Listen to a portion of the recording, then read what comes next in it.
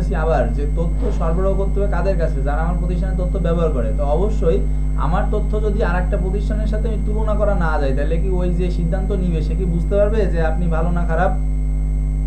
বুঝতে পারছেন? তাহলে আপনার তথ্যগুলোকে সেইভাবে তৈরি করতে হবে যেন আপনার যে তথ্য ব্যবহার করবে সে হলো আপনার তথ্যকে আরেকটা তথ্যের সাথে মিলাইয়ে দেখতে পারে, ঠিক আছে, যে আপনার তথ্য ভালো কিনা। বুঝাইতে পারছি আমি? তাহলে আপনি অবশ্যই সেইভাবে আপনার তথ্যগুলোকে প্রস্তুত করবেন, সেইভাবে আপনার তথ্যগুলোকে উপস্থাপন করবেন যেটা এটা অন্য প্রতিষ্ঠানের তথ্যের সাথে কম্পেয়ার করা যায়, এবং আপনি নিজের তথ্যটাকে আরও কি করবেন, আরও বেশি সমৃদ্ধ করে তুলবেন, আরও বেশি আকর্ষণীয় করে তুলবেন, যাতে ওই যে সিদ্ধান্ত যে নিবে, সিদ্ধান্ত গ্রহীতা বা ওই যে সিদ্ধান্ত টেকার আর কি, মানে ডিসিশন মেকার, সে যাতে আপনার এই যে দুইটা তথ্যের মধ্যে কম্পেয়ার করে বুঝতে পারে যে আপনার তথ্যটা আসলে বেশি এসেনশিয়াল বা বেশি হলো গুরুত্বপূর্ণ, এবং সে আপনার প্রতিষ্ঠানে ফোকাস করে আরও বেশি, ঠিক আছে। বাট যদি তুলনাযোগ্য না থাকে, মানে যদি আপনার তথ্যকে সে রিডই না করতে পারে, আর একটা প্রতিষ্ঠানের সাথে তুলনাই না করতে পারে, তাহলে তো সে আপনার প্রতিষ্ঠানে ইনভেস্ট করবে বা আপনার প্রতিষ্ঠানের পণ্য কিনবে এরকম কোনো ডিসিশনও সে নিতে পারবে না। বুঝাতে পারছি? তো তুলনা করার মতো তৈরি করতে হবে, আপনার তথ্যটা অবশ্যই তুলনাযোগ্য হতে হবে অন্য প্রতিষ্ঠানের তথ্যের সাথে। এই জন্য দেখবেন সবগুলা প্রতিষ্ঠানের স্ট্রাকচারগুলো মোটামুটি একই রকম থাকে। দেখেন আপনার প্যারাগনের স্ট্রাকচার আর ইউসিসির স্ট্রাকচার কিন্তু একই রকম। আপনাকে যদি আমি বলি প্যারাগনের সাথে ইউসিসির কম্পেয়ার করেন, আপনি করতে পারবেন, কিন্তু আপনারা যদি প্যারাগনের সাথে ঢাকা ভার্সিটির কম্পেয়ার করেন, আপনি কি করতে পারবেন? প্যারাগনের সাথে ঢাকা ভার্সিটির তুলনা করা সম্ভব? কম্পেয়ার করা সম্ভব? আমি যদি বলি হাসপাতালের সাথে একটা মুদি দোকানের কম্পেয়ার করেন, এটা কি তুলনা করা সম্ভব? তুলনা করা সম্ভব না। তো ক্লিয়ার? তো দুইটা সমজাতীয় হইলেই তখন না তুলনা করতে পারবেন। তার মানে আপনার সহজ কথায় যদি বলি, আপনার যে তথ্যগুলো আপনি তৈরি করবেন এটা প্রতিষ্ঠানে বা ব্যবসা বাজারে প্রচলিত যেসব স্ট্রাকচার, যেসব ইনফরমেশন যারা প্রোভাইড করতেছে তাদের ইনফরমেশনের সাথে আপনার, মানে তাদের স্ট্রাকচারের সাথে আপনার স্ট্রাকচার অ্যালাইন হতে হবে। আপনারা খবরের কাগজ দেখছেন না? খবরের কাগজগুলা কি, প্রত্যেকটা খবরের কাগজ দেখবেন ওদের একটা সিকোয়েন্স আছে, ঠিক আছে। প্রথম আলোতে প্রথম পেজে হেডলাইনগুলো থাকে, পরে তারপরে ধরেন খেলাধুলা থাকে, তারপর বাণিজ্য থাকে, তারপর সম্পাদকীয় থাকে, ইত্যাদি ইত্যাদি পেজ থাকে। এই সমস্ত বাংলাদেশে ইত্তেফাকে যান, আপনি হলো অন্য যে কোনোগুলাতে যান, যে কোনো খবরের কাগজ যান, ভোরের আলো দেখেন, যাই দেখেন, ঠিক আছে, সমকাল দেখেন, যাই দেখেন, ডেইলি স্টার দেখেন, ঠিক আছে, ফিনান্সিয়াল এক্সপ্রেস দেখেন, যেই নিউজ পেপারই দেখেন, সবগুলাতে দেখবেন ওদের স্ট্রাকচার মোটামুটি একই রকম। আপনি টিভি চ্যানেলগুলো দেখেন, আপনার মোটামুটি সবগুলা ঘুরে ফিরে একইভাবে ওরা সংবাদ পাঠ করে, ঠিক আছে। কারিকুলাম দেখেন, ঢাকা ভার্সিটির কারিকুলাম আর অন্য ভার্সিটির কারিকুলাম মোটামুটি একই রকম হয়। তার মানে এখানে কেন এরকম একই রকম করে, ঠিক আছে, একই রকম করে এই কারণে যাতে তুলনা করতে পারে একটার সাথে একটা, এবং তুলনা করলে লাভ কি, তুলনা করলে এখানে কে ভালো কে মন্দ এই ব্যাপারটা খুব সহজে কম্পেয়ার করা, মানে বের করে আনা যায়, ঠিক আছে। এই হলো ব্যাপার। তার মানে আপনার প্রতিষ্ঠানের তথ্যগুলো অবশ্যই তুলনাযোগ্য হতে হবে, এবং এটা কি হতে হবে, সামঞ্জস্য হতে হবে, ঠিক আছে। আপনি হঠাৎ করে হঠাৎ মনে হয়েছে যে বিশদ আয় বিবরণীটা আমি আইভারেজ অনুযায়ী করবো, এবার আর্থিক অবস্থা বিবরণী করতে যাওয়ার সময় আপনার মনে পড়লো আরে গ্যাপ করি, আবার একটু পরে মনে হইলো যে ঠিক আছে বাদ দেন আমি আইভারিসই করবো, তারপর আবার খানিকক্ষণ পরে মনে হলো না আমি গ্যাপই করি। তো এরকম উল্টাপাল্টা করা যাবে না, যে পদ্ধতিতে করবেন সেই একই পদ্ধতিতে বা একই নিয়ম নীতি মেনে করতে হবে, ঠিক আছে। এই স্লাইডে অনেক টাইম নিয়ে ফেলছি, আর টাইম নেওয়া যাবে না, এখানে আসলে এত ডিটেলস লাগে না, যত আলোচনা করলাম জাস্ট আপনাদের পরীক্ষায় আসে হিসাব বিজ্ঞান তত্ত্বের গুণগত বৈশিষ্ট্য কোনটি বা নিচের কোনটি নয়। তো এখানে বাংলায় যে জাস্ট এই যে বোল্ড করে লেখা যে কথাগুলো এগুলো মুখস্থ করবেন, ঠিক আছে। প্রাসঙ্গিকতা, বিশ্বাসযোগ্যতা, তুলনাযোগ্যতা এবং সামঞ্জস্যতা, ঠিক আছে। আচ্ছা, এরপরে আসেন হিসাব বিজ্ঞানের ধারণাগুলো আমরা একটা একটা করে এখন দেখব। আমাদের প্রথম যে ধারণা নিয়ে আমরা আজকে কথা বলবো সেটা হলো অর্থের মূল্যের একক ধারণা, ঠিক আছে। আর্থিক মূল্যের একক ধারণা, অর্থের বা আর্থিক মূল্যের একক ধারণা। এই ঘটনা কি, এই ধারণা কি বলে? এই ধারণা বলে যে ওই সকল ঘটনা লিপিবদ্ধ করা যাবে যেগুলো অর্থের মূল্যে পরিমাপ করা যায়, যেগুলো অর্থের মূল্যে কি করা যায়, পরিমাপ করা যায়, সেগুলাকে হলো লিপিবদ্ধ করতে হবে। যেগুলাকে অর্থের মূল্যে পরিমাপ করা যায় না সেগুলাকে লিপিবদ্ধ করা যাবে না। এটা কোন নিয়ম বলেছে, কোন নীতি বলেছে? আর্থিক মূল্যের একক ধারণা। এটা মনে রাখবেন, খুবই গুরুত্বপূর্ণ। আর্থিক মূল্যের একক ধারণা আমাদেরকে বলেছে যদি কোনো ঘটনা, আমরা একটু আগে বলতেছিলাম তথ্যের কথা, পৃথিবীতে তথ্যের শেষ নেই, তো ঘটনা, পৃথিবীতে ঘটনা আরও শেষ নেই, তাহলে আমরা সব ঘটনাকে লিপিবদ্ধ করি, সব ঘটনাকে কি আমরা লেনদেন বলি না। তাহলে যে সকল ঘটনাগুলো অর্থের মূল্যে পরিমাপযোগ্য শুধুমাত্র সেই সকল ঘটনাকে আমরা কি বলি, আমরা লেনদেন বলি। কি বলি? লেনদেন বলি। এবং এই লেনদেনগুলোকে আমরা লিপিবদ্ধ করি, লেনদেনগুলোকে আমরা কি করি, লিপিবদ্ধ করি, হ্যাঁ, বা হিসাবভুক্ত করি। ক্লিয়ার? তো এটা এই অর্থের মূল্যের ধারণার এই একটা খুব গুরুত্বপূর্ণ একটা লাইন, ঠিক আছে, মুখস্থ করে ফেলবেন একদম। ওকে, এবার 2 নাম্বার যেটা সেটা হলো ব্যবসায় হিসাব সত্তা ধারণা। ঠিক আছে, এখানে যে লাইনগুলো লিখছে এগুলো কিন্তু খুবই গুরুত্বপূর্ণ মানে পরীক্ষার জন্য। ব্যবসায় হিসাব তথ্য ধারণা মানে হিসাব সত্তা ধারণা। ঠিক আছে, ব্যবসায় হিসাব সত্তা ধারণা। তো এই সত্তা মানে মালিকানা আর কি। ঠিক আছে, সত্তা মানে হলো মালিকানা। বলেন। আচ্ছা দিবান, জান আপাতত স্ক্রিনশট নেন বা লেখেন, খাতায় লেখেন। কষ্ট লাগলে হবে না, কষ্ট ইউনিভার্সিটিতে প্রিপারেশন নেবেন, কষ্ট হবে না এটা দেখে আবার কেমন কথা। স্টুডেন্ট হিসেবে যদি কষ্ট না হয় তা কষ্ট হবে কি বুড়ো বয়সে? কষ্ট নেওয়ার টাইম এটা। হ্যাঁ, ওই ইউনিভার্সিটিও দেখেন আপনাদের আইলসামি করে দিয়ে দিবেন একদম কায়দা করে। ঠিক আছে, আইলসামি বেরোয় যাবে না তখন। ঠিক আছে, ওকে। ব্যবসা প্রতিষ্ঠান ও মালিকের আলাদা সত্তা। ঠিক আছে, এই ব্যবসায় সত্তা ধারণা আমাদেরকে কি বলে যে ব্যবসা প্রতিষ্ঠানের মালিক আলাদা। বলেন। এই বাকিরা শুনতে পাচ্ছেন না? বলেন তো।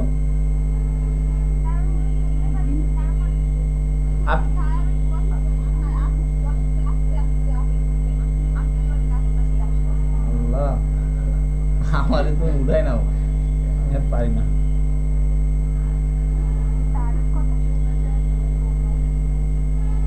এই আপনারা হেডফোন ছাড়াই ক্লাস করেন। ওই চুপ করেন। আপনারা হেডফোন, যারা যারা হেডফোন নিয়ে ক্লাস করতেছেন হেডফোন ছাড়াই ক্লাস করেন। কারণ আমার ভয়েস আপনার ফ্যামিলিতে শুনতে সমস্যা।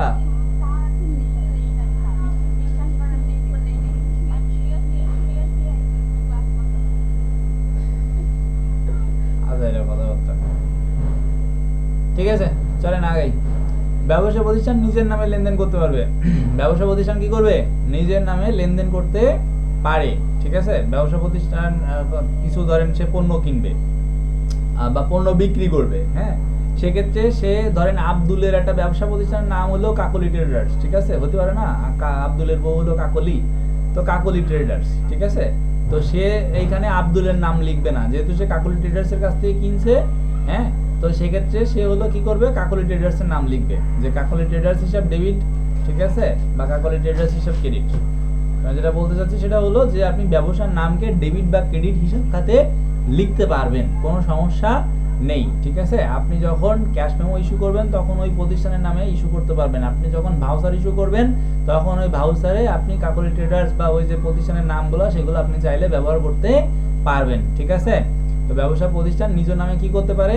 লেনদেন করতে পারে। এটা কে বলেছে? ব্যবসায়ী হিসাব সত্তার ধারণা বলেছে।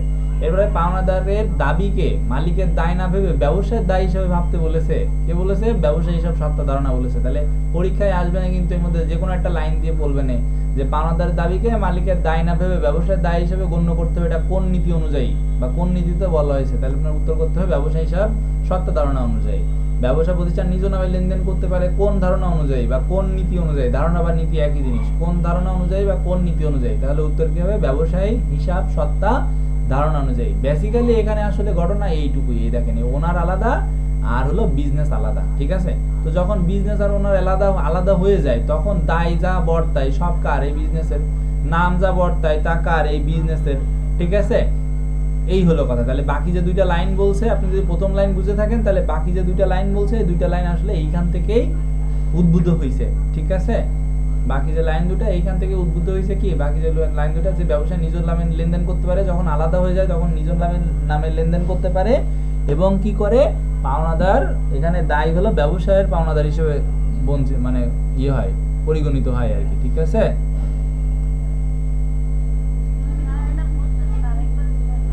ব্যবসা প্রতিষ্ঠান আর মালিক এক না। ঠিক আছে, হতে পারে আমার একটা ব্যবসা প্রতিষ্ঠান আছে এক্সাম এক্সপার্ট। ঠিক আছে, তো এখন আমার এই ব্যবসা প্রতিষ্ঠান আর আমি এক না, এইটা মানে আমার ব্যবসা প্রতিষ্ঠান থেকে আমি আলাদা, এইটা বলতে শেখাই বা বোঝাই হলো ব্যবসায়ী হিসাব সত্তা ধারণা। ব্যবসায়ী হিসাব সত্তা ধারণা অনুযায়ী হলো ব্যবসা প্রতিষ্ঠান এবং মালিক আলাদা। ঠিক আছে, এখানে ব্যবসা প্রতিষ্ঠান কোনো টাকা পরিশোধ না করলে আপনি মালিককে এসে ধরে পিটাইতে পারবেন না। ঠিক আছে, মালিক যদি কোনো অন্যায় করে তাহলে ব্যবসা প্রতিষ্ঠান ভাঙচুর করতে পারবেন না, কারণ দোষটা মালিকের ব্যক্তিগত দোষ। ঠিক আছে, তো এখানে এই দুইজনকে আলাদা করে দেখানো হয় হলো ব্যবসা হিসাব সত্তা ধারণা অনুযায়ী। তো যখন এই দুইটা আলাদা তৈরি হয়ে যায়, মালিক আর ব্যবসা যখন আলাদা হয়ে যায় তখন এই যে এই ব্যবসা প্রতিষ্ঠানটা তখন সে নিজের নামে লেনদেন করতে পারে। ঠিক আছে, তখন সে নিজেই একটা ব্যক্তির মতো পরিগণিত হয়। ঠিক আছে, তখন সে নিজের নামে লেনদেন করতে পারে, অন্য প্রতিষ্ঠানের সাথে লেনদেন করতে পারে। আরও কি করতে পারে, সে অন্য প্রতিষ্ঠানের সাথে তার যদি কোনো দায় থাকে, সেই দায়টা কার উপরে এসে বর্তায়? মালিকের উপরে দায় এসে বর্তায় না, কার উপরে? ব্যবসার উপরে বর্তায়। ধরেন এই প্রতিষ্ঠানে কেউ টাকা পাবে, ওই যেটা বলতেছিলাম, এর কাছে টাকা পাবে মানে হলো আপনি সোজা মালিকের বাড়ি যেয়ে কবেন যে তুমি টাকা দাও, এটা হবে না। ঠিক আছে, ধরেন ইউসিসির কাছে আমি টাকা পাই, তো আমি সোজা অরুণ দাদার বাড়ি বা আবু সাইদ ভাইয়ের বাড়ি যে ঠেলে উঠতে পারি না যে ভাই আপনার টাকা দেন, না হলে আমি আপনার সাইকেল নিয়ে যাব বা আপনার মোটর সাইকেল নিয়ে যাব, ঠিক আছে, বা আপনার বাড়ির টিন খুলে নিয়ে যাব বা ইট খুলে নিয়ে যাব, এটা করতে পারি না। কারণ আমি প্রতিষ্ঠানে চাকরি করতেছি ইউসিসি, ঠিক আছে, এখানে ইউসিসি আর এরা আলাদা, যতই এরা পরিচালক হোক, যতই এরা এই প্রতিষ্ঠানের দায়িত্বে থাকুক, কিন্তু এরা আসলে আলাদা ব্যক্তি। ঠিক আছে, ধরলাম ইউসিসির এরাই হলো এস্টাবলিশ করছে, মানে এরাই হলো এই ইউসিসিটারে তৈরি করছে, কিন্তু তারপরও আমি এরে যে ধরতে পারবো না। কারণ আমি যখন মানে কোনো কাজ করছি বা কোনো সিগনেচার করছি, আমি কোনো চুক্তি করছি, সেই চুক্তিটা করছি আমি ইউসিসির সাথে, আমি আবু সাইদ ভাই কিংবা অরুণ দাদার সাথে বা এই টাইপের যারা আছে, যারা মালিক, এদের সাথে আমি করি নাই। আমি কি বোঝাইতে পারছি?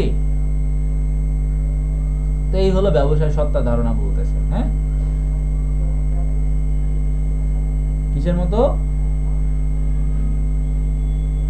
হ্যাঁ, কৃত্রিম ব্যক্তি সত্তা, এক্স্যাক্টলি, এটা হলো কৃত্রিম ব্যক্তি সত্তা। ঠিক আছে, বাবারে আপনি নামও তো মনে রাখছেন, কৃত্রিম ব্যক্তি সত্তা, ব্যক্তি সত্তা, ঠিক আছে, কৃত্রিম ব্যক্তি সত্তা। ঠিক আছে, ব্যবসায় হিসাব সত্তা ধারণা অনুযায়ী মানে ব্যবসা প্রতিষ্ঠান হলো কৃত্রিম ব্যক্তি সত্তা। এটা সম্ভবত ম্যানেজমেন্টে শিখছেন, তাই না? আচ্ছা, তো চলেন এরপরে নেক্সট ধারণাটা যাই। নেক্সট ধারণাটা হলো চলমান প্রতিষ্ঠান ধারণা। তো চলমান প্রতিষ্ঠান ধারণা আমাদের কি বলতেছে? চলমান মানে ব্যবসা চলতে থাকবে আজীবন ধরে। কারণ ব্যবসা প্রতিষ্ঠান লাভজনকভাবে, কিভাবে চলতে থাকবে? লাভজনকভাবে অনির্দিষ্ট কাল ধরে চলতে থাকবে, এটা বলতেছে হলো চলমান প্রতিষ্ঠান ধারণা। এরা আরো বলতেছে কি, নির্দিষ্ট সময় বিন্দু বা তারিখের জন্য আর্থিক অবস্থার বিবরণী তৈরি করা হয়। এখনো পর্যন্ত যা পড়াইছি সব থেকে গুরুত্বপূর্ণ লাইন এটা। নির্দিষ্ট সময় বিন্দু বা নির্দিষ্ট তারিখ বা নির্দিষ্ট দিন বা নির্দিষ্ট কি বলবো দিন বা সময়, নির্দিষ্ট সময়, ঠিক আছে, সময় বিন্দু, আসলে সময় তো একবার সময় বিন্দু লিখছে, সময় না, সময় বিন্দু, ঠিক আছে, নির্দিষ্ট দিন বা তারিখ বা সময় বিন্দুর জন্য আর্থিক অবস্থার বিবরণী তৈরি করা হয়। তাহলে চলমান প্রতিষ্ঠান ধারণা অনুযায়ী আর্থিক অবস্থার বিবরণী তৈরি করা হয় নির্দিষ্ট সময় বিন্দুর জন্য অথবা নির্দিষ্ট তারিখের জন্য অথবা নির্দিষ্ট দিনের জন্য। আপনারা যদি ইন্টারমিডিয়েটে ওই আর্থিক অবস্থার বিবরণী করে থাকেন, তাহলে আপনারা খেয়াল করে দেখবেন বা বইগুলো উল্টায় দেখবেন, ওখানে লেখা থাকতো 2025 সালের 31 ডিসেম্বর তারিখের জন্য আর্থিক অবস্থার বিবরণী তৈরি করা হলো। ঠিক আছে, তো ওখানে বলা থাকতো 31 ডিসেম্বর তারিখের জন্য, 31 ডিসেম্বর তারিখের জন্য, হ্যাঁ, 31 ডিসেম্বর তারিখের জন্য আর্থিক অবস্থার বিবরণী তৈরি করা হলো। তার মানে আপনি এই যে আর্থিক অবস্থার বিবরণীটা তৈরি করতেছেন, এটা কত দিনের জন্য তৈরি করতেছেন? এটা এই শুধুমাত্র 31 ডিসেম্বর অর্থাৎ এই একটা তারিখের জন্য তৈরি করতেছেন। আপনি একটা পিরিয়ডের জন্য তৈরি করতেছেন না। আর্থিক অবস্থার বিবরণী কখনো কোনো পিরিয়ডের জন্য তৈরি হয় না। আর্থিক অবস্থার বিবরণী সবসময় একটা নির্দিষ্ট দিনের জন্য তৈরি হয়, অথবা নির্দিষ্ট তারিখের জন্য অথবা নির্দিষ্ট সময় বিন্দুর জন্য তৈরি হয়। এবং এইটা বলেছে কে? এটা বলেছে চলমান প্রতিষ্ঠান ধারণা। মনে থাকবে? আচ্ছা, এরপরে স্থায়ী সম্পদকে ক্রয় মূল্যে বা বহি মূল্যে দেখাইতে হবে। বলেন।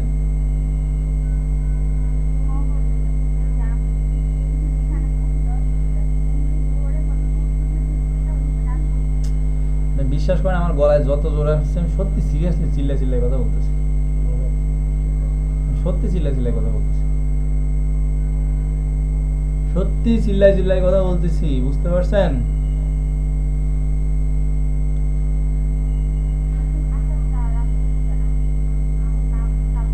আমি রেকর্ডিংটা দিয়ে দিবানে, আপনি হলো আরেকবার একটু দেখে নেন, ঠিক আছে? রেকর্ডিংটা দিয়ে দিবানে। আপনার ফোনে কি হয়েছে আমি জানি না, কিন্তু আমি সিরিয়াসলি, আমি সত্যি অনেক জোরে কথা বলার চেষ্টা করতেছি। মানে কোচিংয়ে যত জোরে কথা বলি, আমি এখনো ঠিক সেম ভয়েসে কথা বলার চেষ্টা করতেছি, ইভেন তার থেকেও মনে হয় জোরে চিল্লাচ্ছি। আচ্ছা, এরপরে স্থায়ী সম্পত্তিকে ক্রয় মূল্যে বা বহি মূল্যে দেখাইতে হবে। কোন মূল্যে দেখাইতে হবে? ক্রয় মূল্য অথবা বহি মূল্যে দেখাইতে হবে। বহি মূল্য মানে বুঝেন?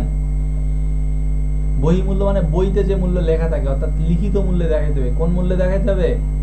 লিখিত মূল্যে দেখাইতে হবে। ক্রয় মূল্যকে কি মূল্যে দেখাইতে হবে? লিখিত মূল্যে দেখাতে হবে। স্থায়ী সম্পত্তিকে, কোন সম্পত্তিকে? সব সম্পত্তি না, সকল প্রকার সম্পত্তি না, স্থায়ী সম্পত্তি, চলতি সম্পত্তি না, চলতি সম্পত্তিকে না, কিন্তু স্থায়ী সম্পত্তিকে।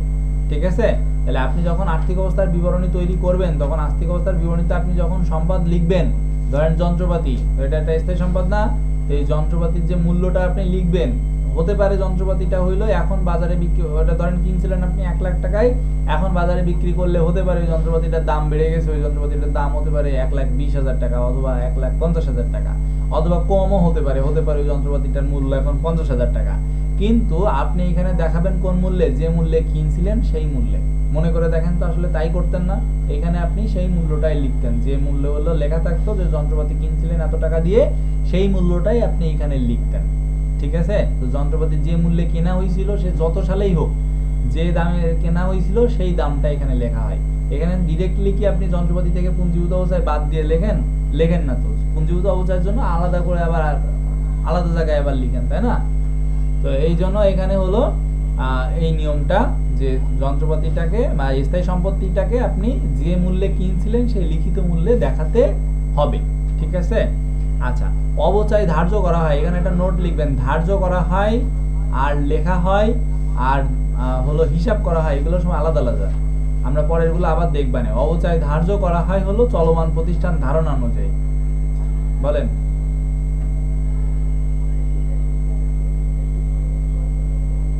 হ্যাঁ, কিসের কি থাকে? হ্যাঁ হ্যাঁ হ্যাঁ হ্যাঁ হ্যাঁ, ওটা তো যোগ করে দিতে হয়, তো ওটা তো একসাথেই, ওটা তো অ্যাটাচড। হ্যাঁ, চলমান প্রতিষ্ঠান ধারণা অনুযায়ী। ঠিক আছে? মানে ওইরকম কিছু না যে চলমান প্রতিষ্ঠান ধারণা অনুযায়ী হলো আপনার ওই কি বলে সংস্থাপন ব্যয় যোগ করতে হয়। আসলে সংস্থাপন ব্যয় আলাদা কিছু না, সংস্থাপন ব্যয় হলো ওই যন্ত্রপাতির মধ্যে ইনক্লুডেড। আপনি যখন যন্ত্রপাতি কিনেন, সংস্থাপন ব্যয়টা হলো ওই যন্ত্রপাতির মধ্যেই ধরা হয়। ঠিক আছে? সংস্থাপন ব্যয়টা টোটাল সহই হলো আপনার যন্ত্রপাতির ক্রয় মূল্য। আমি কি বোঝাতে পারছি? বলেন।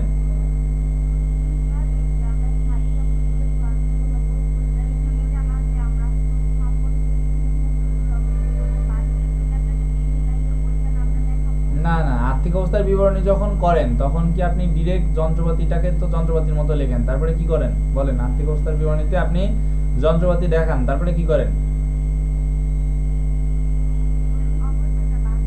কি বাদ দেন? অবচয় বাদ দেন না পুঞ্জীভূত অবচয় বাদ দেন? হ্যাঁ, পুঞ্জীভূত অবচয় বাদ দেন। দেখাচ্ছেন কোন মূল্যে? কোলায় মূল্যে। হ্যাঁ, যে টাকা টোটাল লাগছিল সেই টাকা দিয়ে দেখাচ্ছেন না? পুঞ্জীভূত অবস্থায় তো তারপরে আপনি বাদ দিচ্ছেন, ওটা তো পরের ফ্যাক্টর। কিন্তু তার মানে কি আপনি এখানে দেখাচ্ছেন কোনটা, লিখতেছেন কোনটা? মানে হচ্ছে লিখতেছেন কোনটা, লিখতেছেন। হ্যাঁ, ঠিক আছে।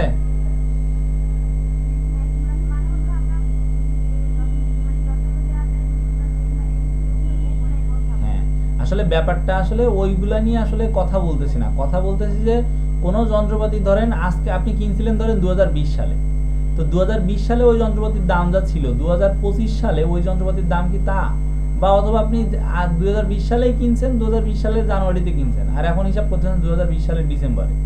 এখন ওই যন্ত্রপাতির দাম কি বাজারে প্রতিনিয়ত কমে বাড়ে এমন হয় না? হয়তো। হ্যাঁ, তাহলে আচ্ছা, তাহলে আপনি কি চাইলেই ওই যে ইয়েটা হলো করতে হবে না? কত সময় আছে আর? শেষ একদম।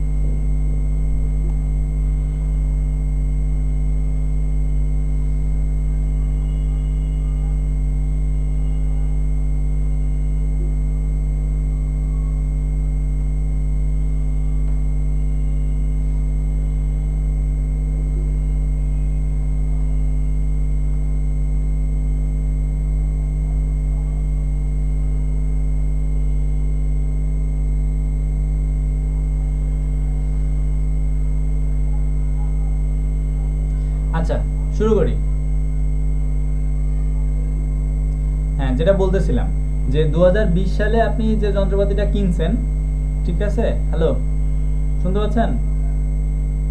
2020 সালে আপনি যে যন্ত্রপাতিটা কিনছেন, ওই যন্ত্রপাতিটার বাজার মূল্য তো প্রতিনিয়ত ফ্লাকচুয়েট করে না?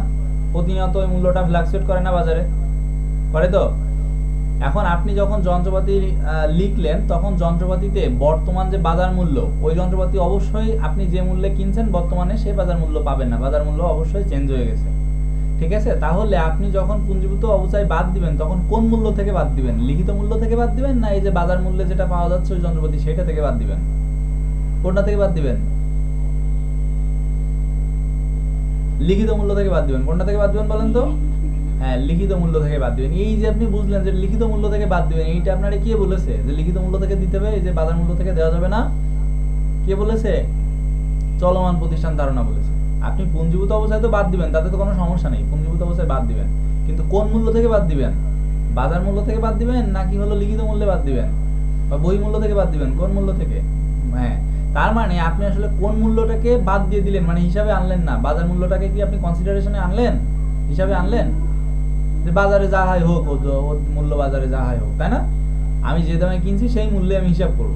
তার মানে আপনি হিসাব করতেছেন আসলে কোন মূল্য। আমার কথা কি বুঝতে পেরেছেন? আপনি আসলে হিসাব করতেছেন কোন মূল্যটাকে, কোন মূল্যটাকে হিসাব করতেছেন? হ্যাঁ, আপনি আসলে হিসাব করতেছেন লিখিত মূল্যটাকেই, ঠিক আছে? তো এটাই বলতেছি যে আপনি লিখিত মূল্যে, মানে যন্ত্রপাতি স্থায়ী সম্পত্তিকে আপনি কি মূল্যে দেখাবেন? ক্রয় মূল্য বা বই মূল্যে দেখাবেন। অর্থাৎ দেখাবেন বলতে এখানে হিসাব করবেন আর কি, ঠিক আছে? আচ্ছা, এরপরে অবচয় ধার্য করা হয় চলমান প্রতিষ্ঠান ধারণা অনুযায়ী। অবচয়কে কি করা হয়? ধার্য করা হয়। এটা খুবই গুরুত্বপূর্ণ, ধার্য করা হয়, হিসাব করা হয় না কিন্তু। হ্যাঁ, অবচয় ধার্য করা হয়। আচ্ছা, এরপরে কুলীন সঞ্চিতি ধার্য করা হয়। তাহলে এই যা কিছু ধার্য আছে, অবচয়ের কুলীন সঞ্চিতি ধার্য করলে সেটা হলো চলমান প্রতিষ্ঠান ধারণা অনুযায়ী ধার্য করতে হয়। চলমান প্রতিষ্ঠান ধারণা অনুযায়ী অবচয়, কুলীন এগুলা কি করতে হয়? ধার্য করতে হয়, ঠিক আছে? কি করতে হয়? ধার্য করতে হয়। আমি আবার বলি, কি করতে হয়? ধার্য করতে হয়। অবচয়, কুলীন এগুলা কি করতে হয়? ধার্য করতে হয় চলমান প্রতিষ্ঠান ধারণা অনুযায়ী, ঠিক আছে? এখন ধার্য করার পরে এগুলো হিসাবভুক্ত করতে হবে আর আলাদা নিয়মে, সেটা আলাদা নীতিতে বা আলাদা ধারণা অনুযায়ী। সেগুলা কি আমরা একটু পরে এখন আবার দেখব। হিসাবকাল বা সময়কাল ধারণা আমাদেরকে কি বলতেছে? এটা আর একটা নীতি। এটা আমাদেরকে কি বলতেছে? যে ব্যবসায়ের জীবনকে কৃত্রিম সময়কালে ভাগ করতে হবে, ঠিক আছে? ব্যবসায়ের জীবনকে কৃত্রিম সময়কালে ভাগ করতে হবে। অর্থাৎ ব্যবসায়ের জীবনকালকে আমরা আর্থিক বছরে, বিভিন্ন আর্থিক বছরে ভাগ করি না?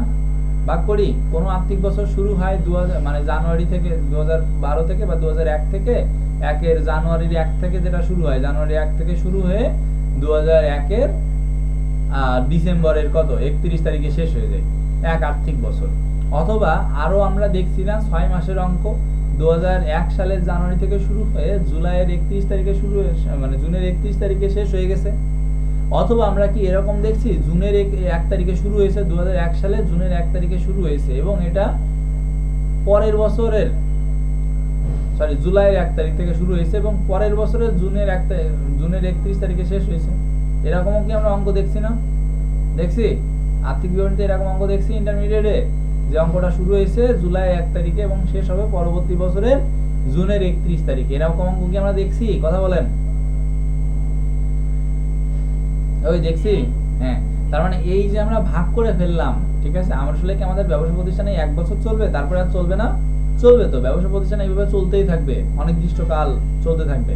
কিন্তু আমরা অনির্দিষ্টকাল যদি চলে, তাহলে অনির্দিষ্টকাল ওর মতো চলতে থাকুক, কিন্তু আমাদের হিসাবের সুবিধার্থে, আমরা কম্পেয়ারের সুবিধার্থে, আমরা এই আমাদের গ্রোথটা কি উপরের দিকে যাচ্ছে না নিচের দিকে যাচ্ছে এটা বোঝার সুবিধার্থে আমরা যেটা করি, প্রত্যেক বছরটাকে আমরা স্লট করে নিই।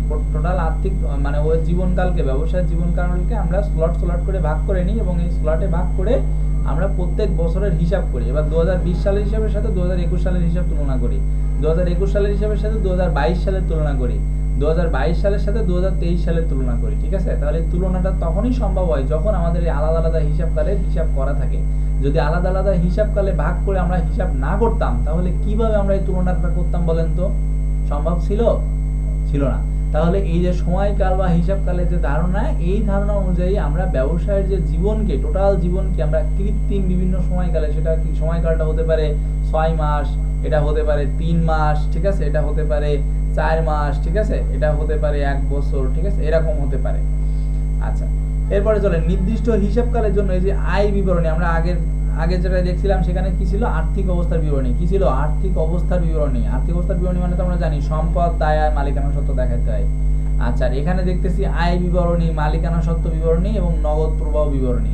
এইগুলা তৈরি করা হয় হলো নির্দিষ্ট হিসাবকালের জন্য। আগেরটা দেখছিলাম আর্থিক অবস্থার বিবরণী, দেখছিলাম হলো নির্দিষ্ট সময় বিন্দু অথবা তারিখ অথবা দিনের জন্য। কিন্তু এখন আমরা দেখতেছি আয় বিবরণী বা মালিকানা সত্ত্ব বিবরণী বা নগদ প্রবাহ বিবরণী, এইটা করা হয় নির্দিষ্ট হিসাবকালের জন্য। নির্দিষ্ট কি?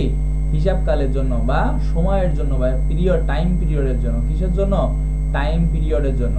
আপনারা বিশদ আয় বিবরণী করার সময় উপরে লিখতেন, অথবা মালিকানা সত্ত্ব বিবরণী কিংবা নগদ প্রবাহ বিবরণী করার সময় খাতার উপরে লিখতেন অমুক কোম্পানি, তারপরে লিখতেন যে 2021 সালের জানুয়ারি থেকে 2001 এত সালের সমাপ্ত বছরের জন্য, এক্স্যাক্টলি সমাপ্ত বছরের জন্য। সমাপ্ত বছর মানে 1 বছরের জন্য আপনি আর্থিক অবস্থার বিবরণী তৈরি করতেন, মানে সরি আর্থিক বিশদ আয় বিবরণী অথবা মালিকানা সত্ত্ব বিবরণী, এইগুলো আপনি তৈরি করতেন।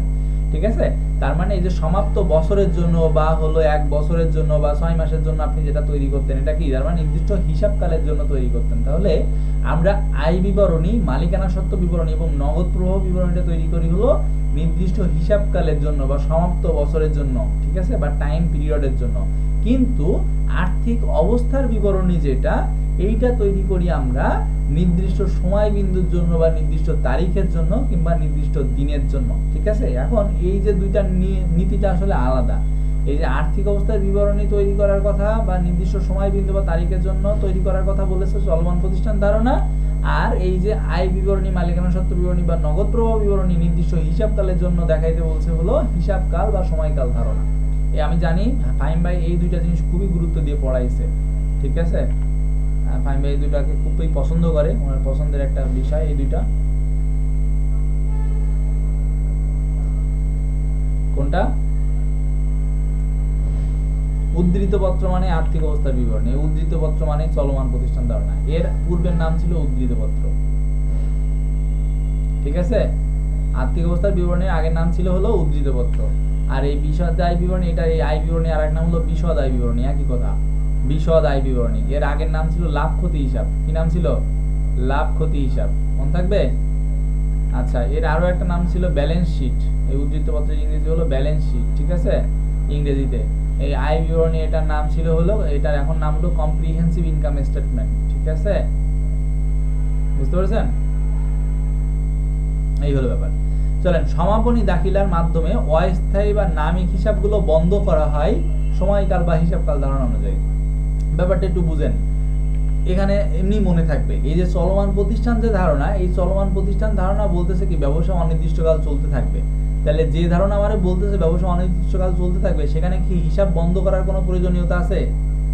আছে? কোনো হিসাব বন্ধ করার কোনো প্রয়োজনীয়তা আছে? ব্যবসাকে কি ভাগ করার প্রয়োজনীয়তা আছে? আছে? নাই। কিন্তু যখন আপনি সময়কাল ধারণায় আসতেছেন, সময়কাল ধারণা আপনার প্রথমেই বলতেছে যে ব্যবসার জীবনকালকে ভাগ করে ফেলো, তাই বলতেছে না? এই প্রথম কথাটাই কি, জীবনকালকে তুমি কি করে ফেলো? বিভিন্ন স্লটে ভাগ করে ফেলো। তাহলে যেহেতু সময়কালের ধারণায় আমাদেরকে বলতেছে ব্যবসার জীবনকালকে তুমি ভাগ করে ফেলো, তাহলে এই যে সময়কালের ধারণায় কিন্তু আমাদেরকে বলতেছে যে যেহেতু তুমি সময়কালকে ভাগ করে ফেলতেছো, তাহলে এক কাজ করো, তুমি কিছু কিছু হিসাবকে এই বছরের জন্য রাখো, কিছু কিছু হিসাবকে অমুক বছরের জন্য রাখো, কিছু কিছু হিসাবকে তমুক বছরের জন্য রাখো। তার মানে এই বছরের জন্য যেগুলো রাখবা সেগুলো তোমার জন্য আয় বা ব্যয়, পরবর্তী বছরে যেগুলো চলে যাবে অগ্রিম, সেগুলো তোমার জন্য সম্পদ বা দায়। ঠিক আছে?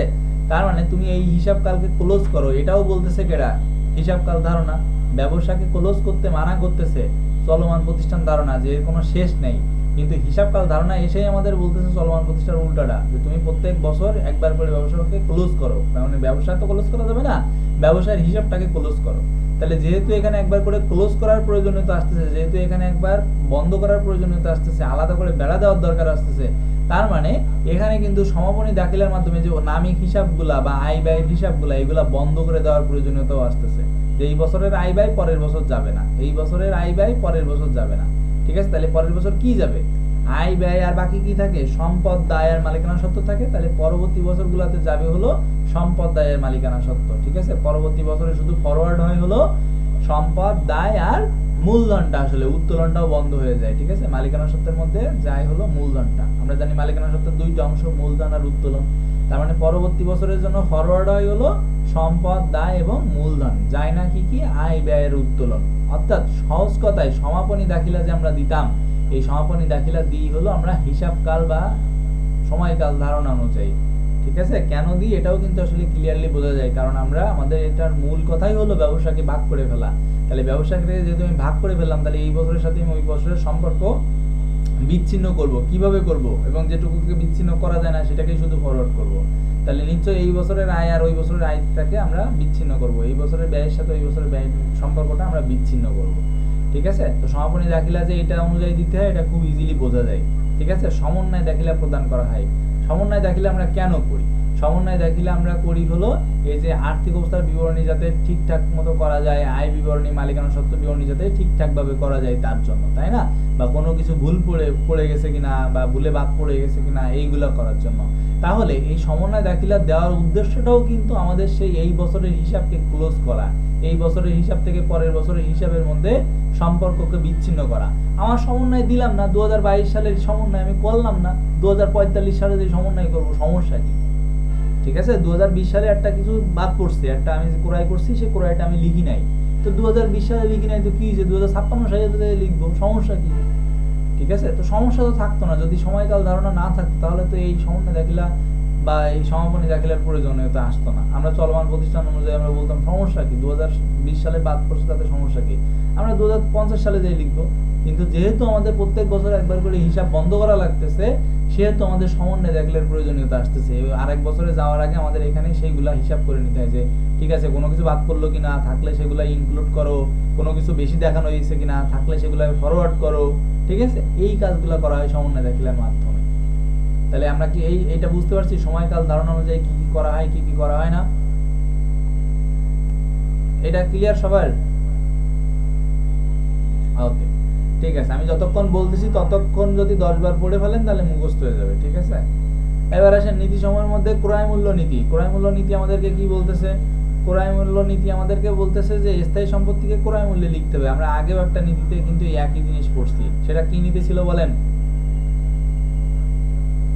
এগুলো আসলে নীতি আর আগের গুলো হলো ধারণা পড়ছি। ঠিক আছে, এগুলো সব ধারণা ছিল।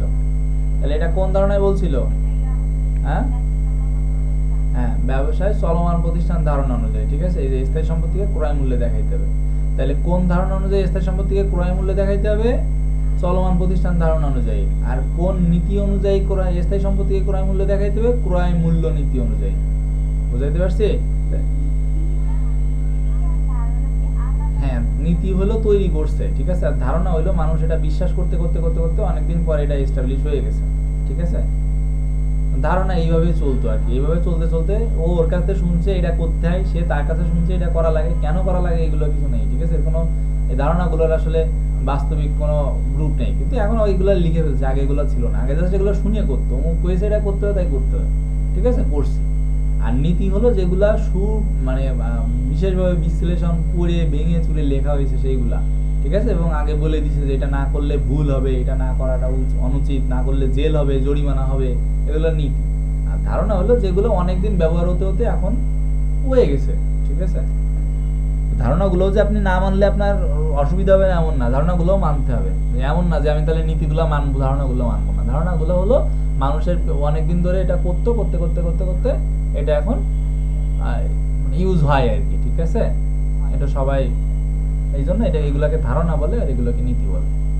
ধারণাগুলোকে আসলে সংশোধন করে পরবর্তী সময়ে কিছু কিছু ক্ষেত্রে নীতিতে কনভার্ট করা হয়েছে। যেমন এইটা একটা ধারণা ছিল, ঠিক আছে, যে এই সম্পত্তিকে ক্রয় মূল্যে লিখতে হবে, এটা একটা ধারণা ছিল, চলমান প্রতিষ্ঠান ধারণা ছিল। তো এটাকেই পরবর্তীতে আরো বিজ্ঞানীরা এসে, হিসাববিদরা এসে বিভিন্নভাবে যুক্তি তর্ক করে এটাকে একটা নীতি বানাই ফেলছে, সেটা হলো ক্রয় মূল্য নীতি। ঠিক আছে, আচ্ছা, আরো আছে বিস্তারিত, বলেন।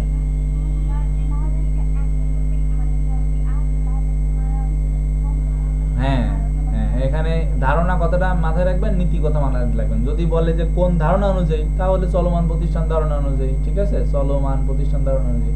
যদি কোন নীতি অনুযায়ী, তাহলে ক্রয় মূল্য নীতি অনুযায়ী। ক্লিয়ার?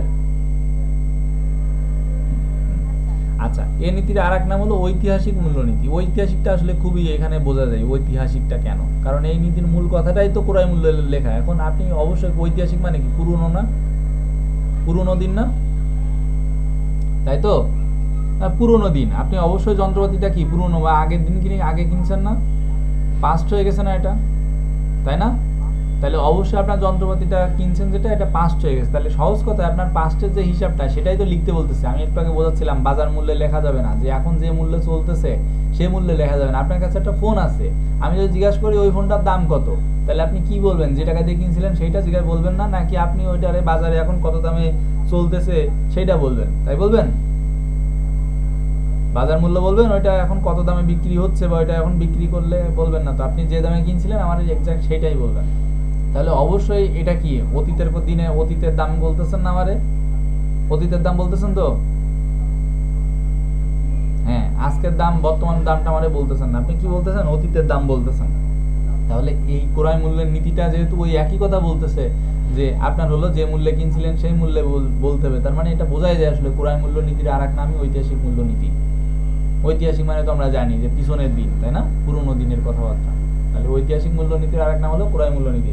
আচ্ছা, এই নীতির চ্যাপ্টারে কিন্তু অনেক কথাবার্তা আছে, আমি একদম সামারি করে নিয়ে আসছি না। তার মানে এখানে যে কটা লাইন লিখছি এগুলো একদম ওষুধের থেকেও ভিটামিন ওয়ালা, বুঝতে পারছেন? মানে প্রচন্ড পরিমাণে শক্তিশালী লাইন এগুলা, একদম খুঁটিয়ে বেছে সাজেশন করে একদম যেগুলো না পড়লে নয়, আমি সেগুলা শুধুমাত্র বেছে এক জায়গায় করছি কিন্তু। সো আমি আবার বলতেছি, এগুলা খুব কষ্ট করে বানানো, এগুলা যে কটা লাইন লিখছি প্রত্যেকটাই গুরুত্বপূর্ণ। এই জন্য দেখছি আমি প্রত্যেকটা লাইন বাই লাইন যাচ্ছি, একটা লাইনও বাদ দিইনি। আচ্ছা, এটা কি চলমান প্রতিষ্ঠান ধারণাকে কি করে? সমর্থন করে। এটা কি আমরা অলরেডি এই কথা আলোচনা করে ফেলছি না? চলমান প্রতিষ্ঠান ধারণাকে সমর্থন করে, আলোচনা করছি, একই কথাই তো বলতেছি। ওকে, তাহলে এবার আয় স্বীকৃতি নীতি আমাদের কি বলে সেটা একটু দেখি। আয় স্বীকৃতি নীতি, আয় স্বীকৃতি নীতি আমাদেরকে বলতেছে যে আয় যে হিসাবকালে অর্জিত হবে সেই হিসাবকালে লিখতে হবে। আয় যে হিসাবকালে অর্জিত হবে। আচ্ছা, আয় অর্জিত হওয়া মানে কি? অর্জিত হওয়া মানে কি বলেন? টাকা পাওয়া না। অর্জিত হওয়া মানে কি? অনুপার্জিত। তাহলে আমরা লিখে না, অনুপার্জিত থেকে অর্জিত। অর্জিত হওয়া মানে আমি যখন আমার সেবাটা কি করি, সেবা পরিশোধ করি, সেবা দেওয়া মানে যখন আমার সেবা দেওয়াটা শেষ হবে আমি সেই হিসাবকালে লিখবো। মনে থাকবে? আমি যেদিন টাকা পাবো ওই দিনটাকে লিখবো না, আমি যেদিন সেবা দিব ওই দিনটাকে লিখবো। ক্লিয়ার? ধরেন আমারে হলো 1 তারিখে হইলো কেউ একজন 1 লাখ টাকা দিছে, ঠিক আছে? ধরেন আপনাদের এই যে ব্যাচ পড়ানোর টাকা, তো আপনাদের ব্যাচ পড়ানোর টাকা ধরেন আমি প্রথমে হলো 2000 করে টাকা নিয়ে নিছি, সাপোজ 1 তারিখে টাকা নিয়ে নিছি। তাহলে আমি কি আমার যে ব্যালেন্স শিট সেখানে কি আমি ওই 1 তারিখের কথা লিখবো যে আমার আয় হয়েছে 1 তারিখে 2000 টাকা, তাই লিখবো? নাকি আমি 30 তারিখে যেদিন আপনার পড়ানো শেষ হবে সেই দিন আমি লিখবো যে আমার 30 তারিখে আয় হয়েছে 2000 টাকা? কোনটা লেখা উচিত? কোনটা করব? আমি এইটা করব না, আমি এইটা করব। আমি 30 তারিখে যে বলবো যে হ্যাঁ, দুইটাই আসলে করে, দুইটা নীতি অনুযায়ী দুইটা করে। আমি 30 তারিখে গিয়ে লিখবো যে আমার 2000 টাকা আজকে ইনকাম হয়েছে। তার মানে যেদিন আমার সম্পূর্ণ সেবা দেওয়াটা পরিশোধ হবে, অর্থাৎ আর কোনো অনুপার্জিত থাকবে না, ঠিক আছে? তো আয় স্বীকৃতি নীতি আমাকে সেইটা বলে যে যে হিসাবকালে এটা অর্জিত হবে সেই হিসাবকালে এটা লিখতে হবে, অর্থাৎ যে হিসাবকালে আমার সেবা দেওয়া শেষ হবে সেই হিসাবকালে। আমার যদি এই মাসে না হয়, সামনের বছর হয়, তাহলে সামনের বছর যে তারিখে হয়েছে সেই তারিখে আমি লিখবো, ক্যাশ ইনফ্লো যেদিনই হোক। এটা বলে হলো আয় স্বীকৃতি নীতি। কথা বুঝতে পারছেন? বলেন।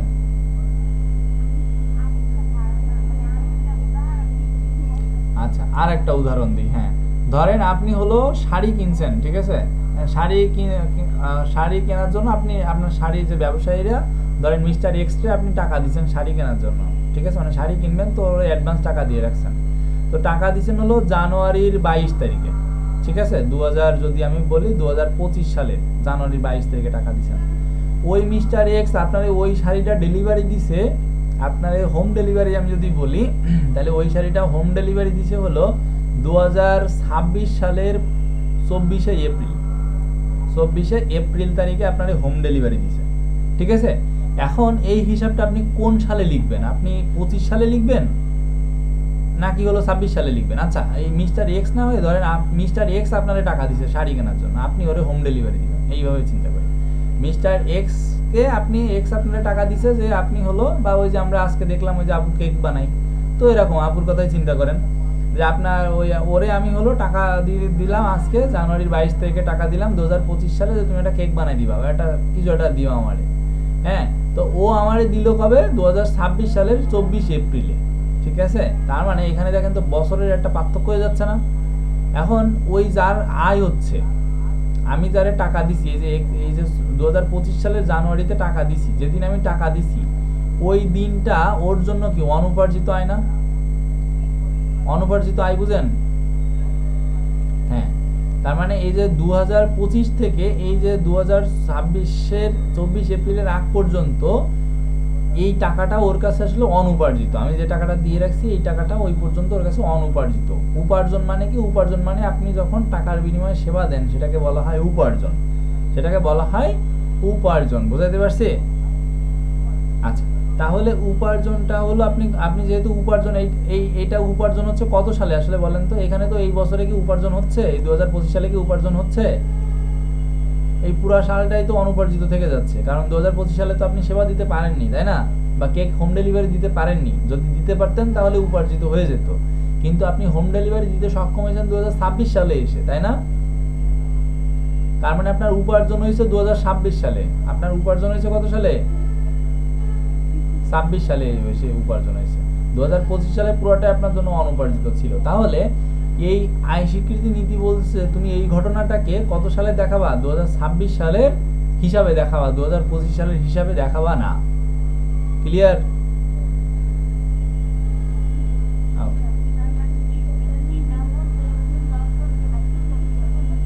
হ্যাঁ, যখন সেবাটা উপার্জিত হবে, সেবাটা দেওয়া শেষ হবে, তখন আপনি দেখাবেন। যেদিন টাকা পাবেন সেদিন দেখাবেন না। ঠিক আছে? হ্যাঁ, নগদে পাইতে হবে মানে হলো নগদ টাকা তো আমি আগে দিয়ে দিচ্ছি, এখানে নগদ টাকা আগে দিয়ে দিচ্ছে না, বা নগদ টাকা আমি আগে তো পেয়ে যাচ্ছি। অনুপার্জিত মানে বকেয়া এরকম মাত্র। হ্যাঁ, মানে কি? হ্যাঁ, তার মানে কি? কেন দায়? কেন অনুপার্জিত সেবায় মানে কি? সর্বনাশ করেছে। হ্যাঁ হ্যাঁ, বলেন। হচ্ছে, তারপরে আগান। এটা উপার্জিত হবে। হ্যাঁ, তো আমি যেদিন সেবা দিব সেদিন লিপিবদ্ধ করব। সহজ কথা, যেদিন সেবা দিব, যেদিন সেবা দিব, ঠিক আছে? যেদিন টাকা নিব সেদিন না। হ্যাঁ, যেদিন সেবা অর্জিত হবে। তো যেদিন সেবা দিব, যেদিন সেবা দিব ওই দিন হলো কি আমার উপার্জনের দিন। ওই দিনটা আমার কি? উপার্জনের দিন। ঠিক আছে, ওই দিনটা আমার কি? উপার্জনের দিন। মনে থাকবে? তো সেবা দেওয়ার আগে তো আমি টাকা পেয়ে গেছি, তাহলে সেবা দেওয়ার আগে যদি আমি টাকা পাই, টাকা আমি তো সেবা দেওয়ার আগে পেয়ে গেলাম, টাকা পেলাম, পাওয়া। তাহলে সেবা দেওয়ার আগে যদি আমি টাকা পাই, এই টাকাটা আমার জন্য কি? অনুপার্জিত। এই টাকাটা আমার জন্য কি?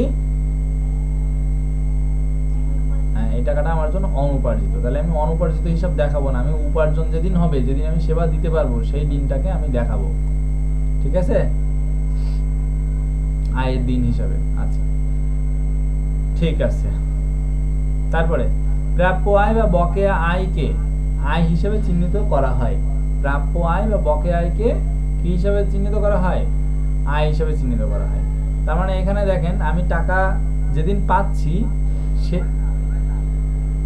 প্রাপ্য আয় মানে যেটা আয়টা আমার হবে, অর্থাৎ আমি আগে সেবা দিয়ে ফেলছি। বকেয়া আয় মানে আমি এখনো টাকা পাইনি, ঠিকই তো আছে, হয় হয়, ঠিক আছে, ঠিক আছে। এটাকেই বলা হয় অগ্রিম আয় আসলে। ঠিক আছে, আচ্ছা, বকেয়া আয়, আচ্ছা, প্রাপ্য আয়, বকেয়া আয়, ঠিক আছে, এইগুলা হলো আয় হিসেবে চিহ্নিত করা হয়। অর্থাৎ আমি প্রাপ্য আয় মানে কি? আমার উপার্জন হয়ে গেছে না? খেয়াল করেন তো, উপার্জন হয়ে গেছে, এটা কি উপার্জিত না? প্রাপ্য আয় মানে কি? প্রাপ্য আয় মানে আমি সেবা প্রদান করছি, তাই না? কিন্তু এখনো টাকা পাইনি, মানে আমি পাবো। বকেয়া আয় মানে কি? একই তো। বকেয়া আয় মানে হলো আমি সেবা দিয়ে ফেলছি কিন্তু এখনো টাকা পাইনি। হ্যাঁ, তাহলে আমাদের এই আয় স্বীকৃতি নীতি কি বলতেছে? যেদিন তুমি সেবা দিবা সেই দিনকে লিপিবদ্ধ করবা। তাহলে যেহেতু আমি উপার্জন করে ফেলছি, অর্থাৎ সেবা দিয়ে ফেলছি, তাহলে আমার প্রাপ্য আয় বা বকেয়া আয়কে আয় হিসেবে দেখানো উচিত না? উচিত না? উচিত। বুঝাতে পারছি? আচ্ছা আচ্ছা, এই ঠিক উল্টাটাই দেখেন বলতেছে অগ্রিম আয়কে আয় হিসেবে স্বীকার করা হয় না। এই যেটা আমরা এতক্ষণ ধরে আগে বলতেছিলাম, অগ্রিম আয় মানে কি, আমি টাকা পেয়ে গেছি এখনো কি দেয়নি, সেবা দেয়নি, ওই অগ্রিম আয়কে কি বলা হয়, অনুপার্জিত বলা হয়। অগ্রিম আয়ের আরেক নাম কি, অনুপার্জিত আয়। তাহলে অনুপার্জিত আয়কে আয় বলা যাবে না, অগ্রিম আয়কে কি বলা যাবে না, আয় বলা যাবে না। এটা কোন নীতি অনুযায়ী, আয় স্বীকৃতি নীতি অনুযায়ী। ক্লিয়ার? অগ্রিম আয় মানে আমি টাকা নিয়ে নিছি কিন্তু এখনো হ্যাঁ দায় হিসেবে দেখাইতে, আয় হিসেবে না দেখে এটা দায় হিসেবে দেখাইতে। কে বলেছে এটা, আয় স্বীকৃতি নীতি বলেছে। ঠিক আছে, তো নীতিগুলো সবই আপনারা জানেন, শুধু জানতে হবে যে এটা কোনটা, আপনি যেটা জানেন এটা আসলে কে বলেছে এটা জানতে হবে। আপনি সবই জানেন, অনুপর্যিত আয়টা যে দায় বলে এটা আপনি জানেন, ঠিক আছে, কিন্তু এই দায়টা যে বলেছে এটা বলেছে কেটা, আয় স্বীকৃতি নীতি বলেছে, এইটা আপনার জানার প্রয়োজন। ঠিক আছে, ওকে। পরেরটা দেখেন, ব্যয় স্বীকৃতি নীতি। ব্যয় স্বীকৃতি নীতির আরেকটা নাম হলো মিলকরণের নীতি, এর আরেকটা নাম হলো ম্যাচিং প্রিন্সিপাল। ঠিক আছে, এটা আবার বাংলায় আসে ম্যাচিং। ঠিক আছে, ম্যাচিং, ম্যাচিং বানান কি লিখলাম, ঠিক আছে, ম্যাচিং। আচ্ছা, ম্যাচিং প্রিন্সিপাল যেটা বলে, বাংলায়ও আসে ম্যাচিং, মজফলা আকাশ অয়রসি অনেশ্বর, ম্যাচিং। ঠিক আছে, ম্যাচিং নীতি বলে। তো এটা হলো কি, অর্জিত আয়ের বিপরীতে সংশ্লিষ্ট ব্যয়ের সমন্বয় বা মিল করা হয়। ঠিক আছে, অর্জিত আয়ের বিপরীতে সংশ্লিষ্ট ব্যয়ের সমন্বয় বা মিল করা হয়। আপনারা আয়ের থেকে ব্যয়টা ডিরেক্ট বাদ দিয়ে দিতে দেখেন না, দেখেন তো, ধরেন আপনার বিক্রয়টা কি আপনার জন্য আয় না, তাহলে বিক্রয় থেকে আপনি ডিরেক্ট সবসময় বিক্রয় বারটাকে বাদ দিয়ে দেখেন না, দেখান তো, বিক্রয় থেকে বারটা এগুলো এটা বাদ দিয়ে দেখান না, সাথে সাথে বাদ দেন না, বিক্রয় থাকার সাথে সাথে সাথে সাথে বারটা বাদ দেন না, দেন। অথবা ক্রয় থেকে আপনি কি বাদ দেন, সাথে সাথে বারটা বাদ দেন, পরিবহন খরচ সাথে সাথে কি করেন, যোগ করেন, এই কাজগুলো করেন তো নাকি? তাহলে এই যে ব্যয়, এই ক্রয় রিলেটেড ব্যয় হলো ক্রয়ের বারটা, বিক্রয় রিলেটেড ব্যয় হলো বিক্রয়ের বারটা, তাই না? তাহলে এই যে আয়ের সাথে সংশ্লিষ্ট যে ব্যয়, এটার সাথে সাথে সমন্বয় বা কি করা হয়, মিল করা হয়। বুঝাইতে পারছি? এটা কোন নীতি অনুযায়ী, ব্যয় স্বীকৃতি নীতি অনুযায়ী। এবার অবচয় যে ওই ব্যাপারটা ছিল ওখানে ধার্য করতেছিল কোন নীতি অনুযায়ী বলেন তো, অবচয় আর কুঋণ ধার্য করতেছিল কোন নীতি অনুযায়ী? ওই চলমান প্রতিষ্ঠান ধারণা পড়ছি, হ্যাঁ হ্যাঁ, তাহলে অবচয় আর কুঋণকে ধার্য করা হচ্ছিল চলমান প্রতিষ্ঠান ধারণা অনুযায়ী, কিন্তু অবচয়কে ব্যয় হিসেবে গণ্য করতেছে। কুঋণ সঞ্চিতি বরাদ্দ বা সৃষ্টি করা হয়, কুঋণ সঞ্চিতি বরাদ্দ বা সৃষ্টি করা হয়, যে সৃষ্টি করা, এই কথাটা খুব গুরুত্বপূর্ণ। কুঋণ সঞ্চিতি সৃষ্টি করা বা কুঋণ সঞ্চিতি বরাদ্দ করা, এইগুলা করা হয় কোন নীতি অনুযায়ী, ব্যয় স্বীকৃতি বা মিলকরণের নীতি বা ম্যাচিং প্রিন্সিপাল অনুযায়ী। ঠিক আছে, বকেয়া ব্যয়কে ব্যয় হিসেবে গণ্য করা হয়। তাহলে আয়ের ক্ষেত্রে যেটা ছিল এখানে তার উল্টা, বকেয়া ব্যয়কে ব্যয় হিসেবে গণ্য করা হয়, কিন্তু অগ্রিম ব্যয়কে ব্যয় হিসেবে গণ্য করা হয় না। কি করা হয়, অগ্রিম ব্যয়কে সম্পদ হিসেবে গণ্য করা হয় না, সম্পদ হিসেবে গণ্য করা হয়। তো অগ্রিম ব্যয়কে আমরা কি লিখি, সম্পদের মধ্যে দিই না? হ্যাঁ, তো এটা কোন নীতি অনুযায়ী দিই? আর বকেয়া আয়কে আমরা ব্যয়ের সাথে যোগ করে দিই না, আমরা বেতনের সাথে বেতন যোগ বকেয়া বেতন করে দিতাম না, মনে আছে? বেতনের সাথে বকেয়া বেতন কি করে দিতাম, যোগ করে দিতাম না? হ্যাঁ, তার মানে বকেয়াটা আমরা যোগ করে দিই ব্যয়ের ক্ষেত্রে। এটা কোন নীতি অনুযায়ী, এটা ব্যয় স্বীকৃতি নীতি অনুযায়ী। আর আয়টা থেকে আমরা কি করে দিতাম, অগ্রিম আয়কে বাদ দিয়ে দিতাম, মনে আছে? আয় মাইনাস কি, অনুপার্জিত আয় দিতাম না, আয় মাইনাস অনুপার্জিত বা অগ্রিম আয়, এটা দিতাম। হ্যাঁ, এটা করা হয় কোন নীতি অনুযায়ী, আয় স্বীকৃতির নীতি অনুযায়ী। ঠিক আছে, আয় যোগ, হ্যাঁ এর সাথে যোগ হলো বকেয়া আয়টা আমরা কি করে দিতাম, যোগ করে দিতাম। ঠিক আছে, বকেয়া আয় বা প্রাপ্য আয়টা আমরা যোগ করে দিতাম কোন নীতি অনুযায়ী, আয় স্বীকৃতির নীতি অনুযায়ী। ক্লিয়ার? তাহলে এই দুইটা নীতি বুঝতে পারছি, আয় স্বীকৃতি নীতি আর ব্যয় স্বীকৃতির নীতি। ওকে, এরপরে পূর্ণ প্রকাশের নীতি, খুবই গুরুত্বপূর্ণ একটা নীতি। পূর্ণ প্রকাশের নীতি বলতেছে যে ফুটনোট তৈরি করতে হবে এবং পদটিকা প্রকাশ করতে হবে। আর্থিক অবস্থা বিবরণী তৈরি করার নিচে ফুটনোট বা পদটিকা তৈরি করে দিতে হয়, প্রকাশ করতে হয়। ঠিক আছে, আর্থিক অবস্থার বিবরণীতে আপনি কোথায় কোন হিসাব করছেন, আপনি লিপো পদ্ধতি অনুসরণ করছেন না ফিফো পদ্ধতি অনুসরণ করছেন, আপনি অবচয়ের যে কাটাকাটিগুলা এটা হলো দেখাই দেয় নিচে এই পদটিকা বা ফুটনোট হিসাবে।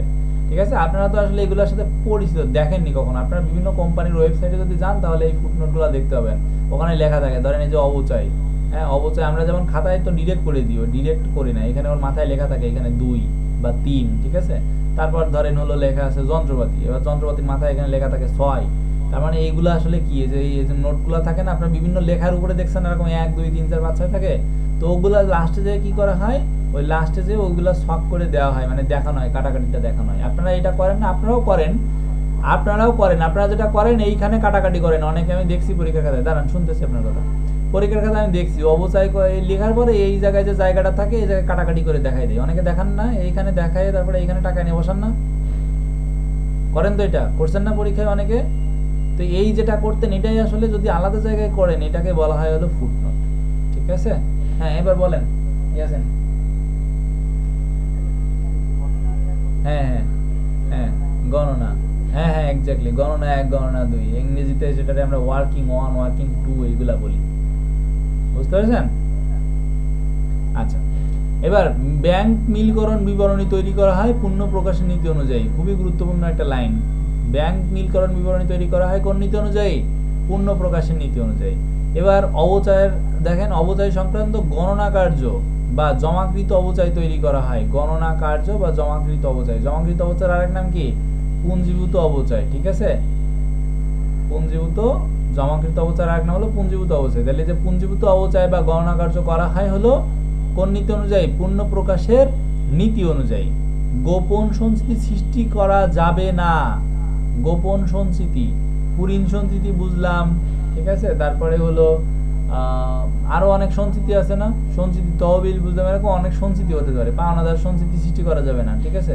তারপরে গোপন সঞ্চিতি সৃষ্টি করা যাবে না, এগুলো কেন করা যাবে না? পূর্ণ প্রকাশের নীতি অনুযায়ী গোপন সঞ্চিতি সৃষ্টি করা যাবে না। পূর্ণ প্রকাশের নীতি বলতেছে যে তুমি যা করবা প্রকাশ্যে করবা, ঠিক আছে? তুমি কোনো গোপনে কোনো সঞ্চিতি তহবিল তৈরি করতে পারবা না, ক্লিয়ার? তো এই কটা পড়লেই মোটামুটি হবে, হ্যাঁ ওকে। এরপরে হলো সীমাবদ্ধতা আছে আমাদের, সীমাবদ্ধতা আমরা জানি দুইটা, একটা হলো বস্তুনিষ্ঠতার সীমাবদ্ধতা আর আরেকটা আছে রক্ষণশীলতার সীমাবদ্ধতা বা নীতি, ঠিক আছে? তো বস্তুনিষ্ঠতার সীমাবদ্ধতা আমাদেরকে বলে ছোট বা কম মূল্যের সম্পত্তিকে খরচ হিসেবে প্রদর্শন করতে হবে, কি হিসেবে দেখাইতে হবে? খরচ হিসেবে প্রদর্শন করতে হবে, ঠিক আছে? এই জন্য আমরা মণিহারিকে ওই যে স্টেবলার কিনলে সেগুলোকে আমরা সম্পদ না দেখাই, খরচ দেখাই, যদিও একটা স্টেবলার কিনলে 5-7 বছর চলে, কিন্তু আমরা ওই স্টেবলার খরচটাকে মণিহারি হিসেবে কি দেখাই? খরচে দেখাই। আমরা কিসের মধ্যে দেখাই না? সম্পদের মধ্যে দেখাই না। তাইলে এই যে ছোট খরচকে, খরচের মানে ছোট সম্পত্তিকে, ছোট মূল্যের সম্পত্তিকে খরচ হিসেবে দেখাইতে হবে, এইটাকে বলেছে বস্তুনিষ্ঠতার নীতি আমাদেরকে বলেছে, ঠিক আছে? এটা খুবই আসলে সহজে বোঝা যায় যে আমরা জানি এটা হওয়া উচিত কিন্তু এটা হয় না, তার মানে এখানে একটা সীমাবদ্ধতা আছে, ঠিক আছে? এটা হওয়া উচিত কিন্তু এটা হয় না। সম্পত্তি এটা হলো সাধারণত 10-20 বছর চলা উচিত কিন্তু এটা চলে না, মানে এটাকে সম্পদ হিসেবে দেখানো উচিত কিন্তু আসলে দেখানো হয় না, তার মানে এখানে একটা কনফ্লিক্ট আছে। তো এখন এখানে একটা বিতর্ক আছে, তো এই বিতর্ক থাকা মানেই কি? এটা আসলে সীমাবদ্ধতা। বিতর্ক আছে মানে কি? ওইটা আসলে মীমাংসিত না, অমীমাংসিত, ঠিক আছে? বিতর্কিত মানে ওইটা অমীমাংসিত, এবং অমীমাংসিতটা কি? অমীমাংসিত যে জিনিসগুলো সেগুলো আসলে সীমাবদ্ধতা না, সেগুলো আসলে দুর্বলতা না, আর্থিক মানে হিসাব বিজ্ঞানের দুর্বলতা না।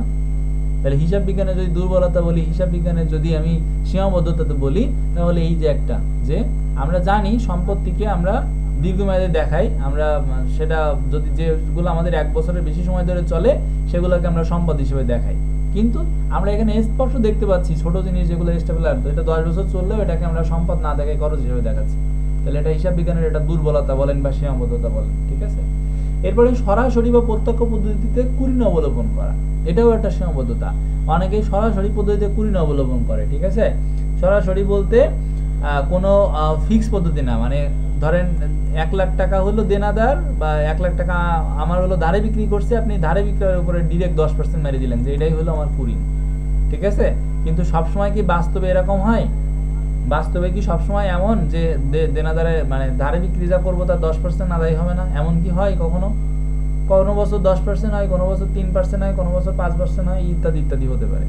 তাহলে এটা তো ফিক্স কোনো নিয়ম না, নিয়ম কিন্তু অনেক প্রতিষ্ঠান এটাই করে, অনেক প্রতিষ্ঠানের নিয়মই হলো যে কুরিন হবে 10% বা 5% বা 15%। তাহলে এটা তো আসলে এর মধ্যে কনফ্লিক্ট আছে, তাই না? এটা কোন নিয়মে তুমি তৈরি করলা? এটা তো কোনো ফিক্স নিয়ম না, তাই না? তো এই যে সরাসরি পদ্ধতিতে তাহলে কুরিন সৃষ্টি করা, এটাও একটা সীমাবদ্ধতা, ঠিক আছে? ওকে, রক্ষণশীলতার নীতি আমাদেরকে কি বলতেছে? বিক্রয়যোগ্য চলতি সম্পত্তি, বিক্রয়যোগ্য চলতি সম্পত্তি সমূহ মূল্যায়নে ক্রয় মূল্য বাজার মূল্যের মধ্যে যেটা কম সেটা গ্রহণ করতে হবে। এই রক্ষণশীলতার নীতি আমাদেরকে সবসময় বলে যে তুমি মুনাফা কম করো, কি করো, মুনাফা কমাও, মুনাফা কম দেখাও। এই জন্য এটার সীমাবদ্ধতা, ঠিক আছে, যে এটা আসলে এর মধ্যে কনফ্লিক্ট আছে, ঠিক আছে, দুর্নীতি করার সুযোগ আছে। মুনাফা কমাও আর হলো তুমি ব্যয় বাড়াও, ব্যয়কে বেশি দেখাও, মুনাফাকে কম দেখাও আর ব্যয়কে কি দেখাও, বেশি দেখাও, ঠিক আছে। এইটা বলে হলো আমাদের রক্ষণশীলতার নীতি। এখন বিক্রয়যোগ্য যে চলতি সম্পত্তি আছে, এই চলতি সম্পত্তির মধ্যে যেটার মূল্য বাজার মূল্যের মধ্যে যেটা কম সেটাকে গ্রহণ করা হয়। ওই যে সমাপনী মজুত পণ্যের মধ্যে যেটা কম সেটাকে আসলে গ্রহণ করা হয়। এটা আপনারা করছেন, সমাপনী মজুত পণ্যের মধ্যে যেটা মূল্য কম থাকবে সেইটাকে আপনি লিখবেন। এখন কেন লিখবেন? সমাপনী মজুত পণ্য যত কম লিখবেন তত আপনার কি বেশি হবে, বিক্রিত পণ্যের ব্যয় বেশি হবে না? যত ব্যয় বেশি হবে তত আপনার কি হবে, লাভ কমবে না? তাহলে দেখেন তো ইনডিরেক্টলি এটা আসলে ঘুরে ফিরে সেই একই কথা বলতেছে না যে মুনাফা কমে যাবে, ব্যয় বেশি হবে। আমার কথা কি বুঝতে পারতেছেন? হ্যাঁ, তাহলে এই জন্য রক্ষণশীলতার নীতি, মানে এই জন্য এটা হলো রক্ষণশীলতার নীতির আন্ডারে পড়ে। উদ্ধৃত পত্রের সমাপনী দেনাদার থেকে কুঋণ সঞ্চিতি বাদ দিয়ে আদায়যোগ্য মূল্য দেখানো হয়, ঠিক আছে। আমরা আর্থিক অবস্থার বিবরণী যখন করি তখন দেনাদার থেকে কুঋণ সঞ্চিতি বাদ দিই না? আসলে কি আমাদের দেওয়া উচিত বলেন তো? কুঋণ সঞ্চিতি মানে কি? আমি একটা তহবিল তৈরি করছি না? কুঋণ সঞ্চিতির জন্য তো আমি একটা তহবিল তৈরি করছি, তহবিল করে আমি টাকা রাখতেছি। তাহলে এর জন্য কি আমার দেনাদার কমে যাচ্ছে, আমার সম্পদ কমে যাচ্ছে? যাচ্ছে। কিন্তু আমি তাও দেনাদারতে বাদ দিয়ে দিচ্ছি, ডিরেক্টলি দেনাদার থেকে বাদ দিয়েছি। দেনাদার মানে আমি যে টাকা পাবো, তাহলে যে টাকা পাবো তাদের মধ্যে কি আমি অ্যালট করে দিচ্ছি? যে টাকা হলো আমি তহবিল করছি এটাকে কি অ্যালট করে দিচ্ছি? আসলে তো তা না, প্রকৃতপক্ষে। তাহলে এই যে আমরা ডিরেক্টলি দেনাদার থেকে কুঋণ সঞ্চিতি বাদ দিই, এটা আসলে দেওয়ার কথা না। কেন বাদ দিই আমরা? এটা দিলে সুবিধা কি হয়? যখন আমি এটা বেশি বাদ দিই দেনাদার আমার কমে যায়, দেনাদার আমার কি হয়ে যায়, কমে যায়, অর্থাৎ আমার সম্পদ কম দেখানো হয়। কি দেখানো হয়? এই যদি আমি কুঋণ সঞ্চিতি বাদ না দিতাম দেনাদার থেকে তাহলে দেনাদার বেশি দেখাইতাম না? তাহলে এখানে সম্পদ কি দেখানো হচ্ছে, কম দেখানো হচ্ছে। তার মানে এখানে আসলে এই যে মুনাফা কম দেখায়, সম্পদ কম দেখায়, এইগুলোই হলো রক্ষণশীলতার নীতি। মানে এটা আসলে একটা সীমাবদ্ধতা, ঠিক আছে। আচ্ছা, এরপরে অবচয় ধার্যকরণে বলেন।